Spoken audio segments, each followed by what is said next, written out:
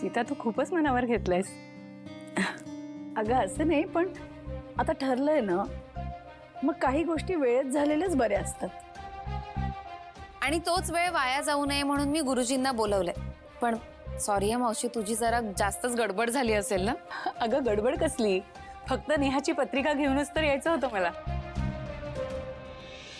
हा, दोघांची पत्रिका जुळत आहेत. अरे वा. अरे वा, म्हणजे प्रश्नच मिटला. प्रश्न आहे, काय झालं गुरुजी? पत्रिका जरी जुळत असली तरी लग्न मुलीचं याच महिन्यात व्हायला हवंय. नंतर काळयोग नाहीये. हो, खरं तर ह्याची कल्पना आहे मला. ठीक आहे गुरुजी, लग्न याच महिन्यात होईल.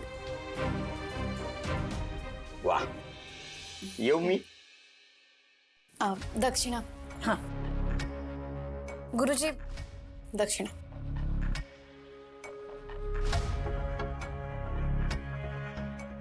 जरा जास्तच वाटतायत.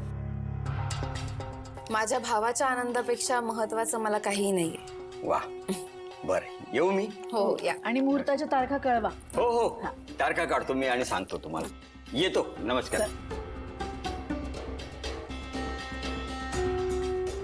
ह्या भावा बहिणीच्या नात्याला नजर लागू नये कोणाची. चला मग, आता दुसरी कोणतीच अडचण उरली नाहीये. असं कसं म्हणतेस तू? अगं नेहा आणि आशू लग्नाला तयार नसतील तर लग्न कोणाचं लावणार आपण? नेहा तर म्हणत होती की आशू आणि शिवाचं मोठं भांडण झालंय फक्त. आशूला कदाचित अजूनही शिवाबद्दल.